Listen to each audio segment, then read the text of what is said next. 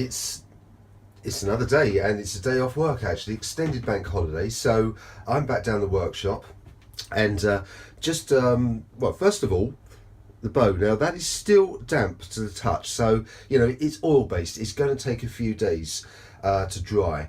I can still put the jute on hopefully today, clamping it by the middle there, because that's where the jute's going to go around the handle, so I should be okay.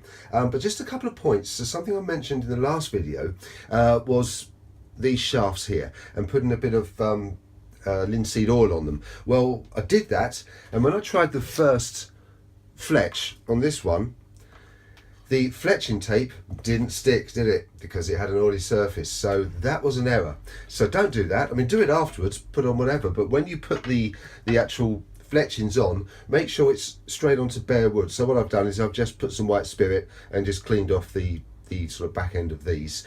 So I will deal with that later. So then the Flemish twist. Well, here it is. And I followed a video with Mick Grucock.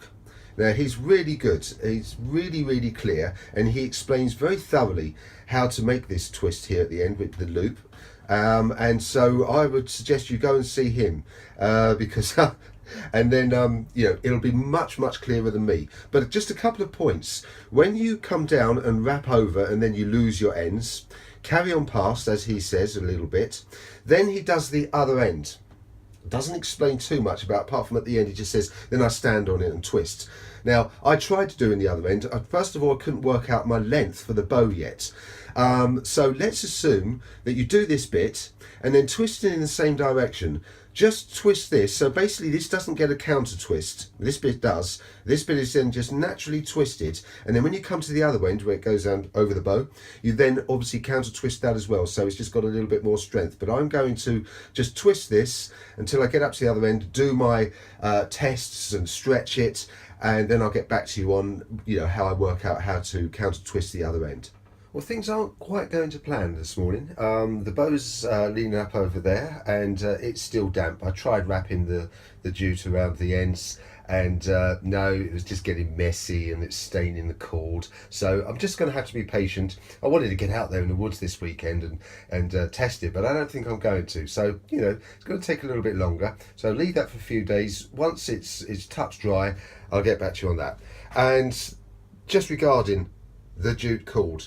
Okay, I bought this, as you must have saw in another video, in a nice sort of bundle, and I started unwrapping it, and it just got in a terrible mess. I should have bought it on a roll. So I've just spent an hour unravelling that out in the garden and chatting to the neighbour whilst doing it, so it wasn't so bad, and put it on a piece of board. So buy it like that. So onto the arrows. Now what you've actually got, first thing you want to do is select, and this is quite clear in a lot of the videos, but you want the grain first of all to be going across that way. So you've got the cross grain, that's going to be the stretch the strongest way, so that when you get that old Archer's paradox, you don't want the grain to be up like that. You want it that way. Then you cut your knock into the end going across the grain. I've come down 1.5 inches. I've cut a 1/4 inch deep knock, come down 1.5 inches, put my first fletching on. I'm using the yellow one here. That's the one, so I know that's to the left, and then obviously the other two blue ones I'm going to set at 120 degrees there and 120 there, so you've got the space down there as it goes past the bow. I believe that to be correct. And then, as I did for the crossbow bolts, actually a little bit of offset, so the top end of this fletching here is a bit higher, and then it comes down to a bit lower there, and then repeat the same with the other ones in the same direction. I'm also then going to be putting some cord a little bit here just underneath the knock. I'm going to wrap that round there. Mostly just use a bit of PVA glue to hold that in place. It works really well when you're doing other model making and stuff. And then another strip there, and and at the bottom of the arrow, just for looks maybe, but yeah, be good. And then at the other end, exactly the same process as with the crossbow bolts. So it's just using my Modkin points, nice inch taper there, and use the hot glue. Just a little point here about the nocks in the end of the arrow. Now you've got 5/16, okay, which is actually, sometimes they use metric, and that's 8 mil. Okay, so what you want to do is mark 4 mil center, making sure of course that this grain is running this way, so you cut through the grain. Then if you use a junior hacksaw and cut just 1.5 mm either side, you're just going to have to eye that up, but either side there, go in a bit thinner rather than too wide. That's going to leave you a couple of mil either side. When you go down with this hacksaw, that's exactly 1/4 inch deep, so you can literally feel when it's just disappearing underneath the top of the actual shaft there. That's the point when you stop. Then there's a couple of things you can do. I've literally just with a small watchmaker's screwdriver, you just go down and just split that way and just push it out. It doesn't take long, and then go down with a little needle file to clean up the bottom and the sides. So I've marked the points for the other 2 fletchings, so that you've got an equal thirds. And if you actually eye down and look down, I've got from that fletching to the pencil mark there is 8 mil, and then this one here is 8 mil. That's the side it's going to rest against the bow, and then round here that one's 8 mil too. So you know, that's how I've worked out the angles. Just a little bit hit and miss, but it's worked. And you know, yes, you could use a fletching tool, I suppose, and spend loads of money on those, but I quite enjoy doing it this way. Well, there's the second fletching. So I lined up, put this in the vise, had my mark there, which was the 8 mil from there to there, which I know is 120 degrees. Then just place, and I've actually put this on by hand rather than using any tool at all. So I've just gone past the central mark on that side, and then literally past the central mark on this side. So we've got a little bit of offset. And now I should do the third one, and that'll be it. So just a little tip here, that's the third one in place. So you've got the vein here, so you've got sort of a ridge. So just get a rule or a straight edge or something and just push down on there, and that will just apply pressure to the fletching tape like that. And then don't forget a little bit of super glue dabbed on either end. Well, okay, it's the first one, and it's not the prettiest example, but I'm just playing around to see what works. And what I found is a little dab of super glue on there, and just lay your cord over.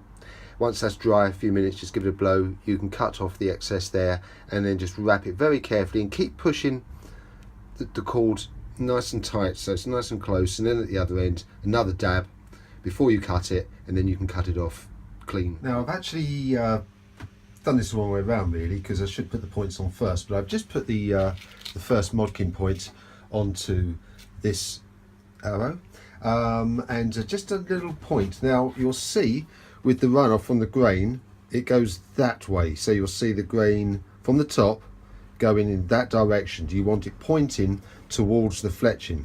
That is so that if this did snap and shatter, as it runs past your hand away, it won't stick in.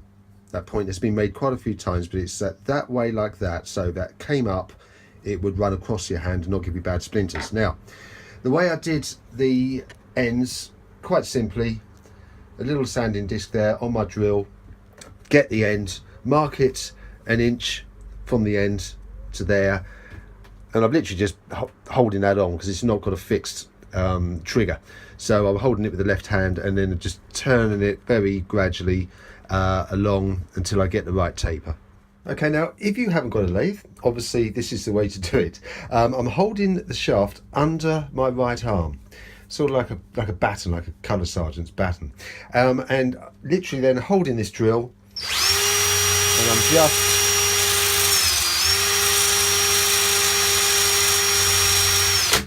you can turn this and it stays under your arm, and it'll be quite accurate. Just watch the pencil mark there, make sure it don't go past that, and then keep trying.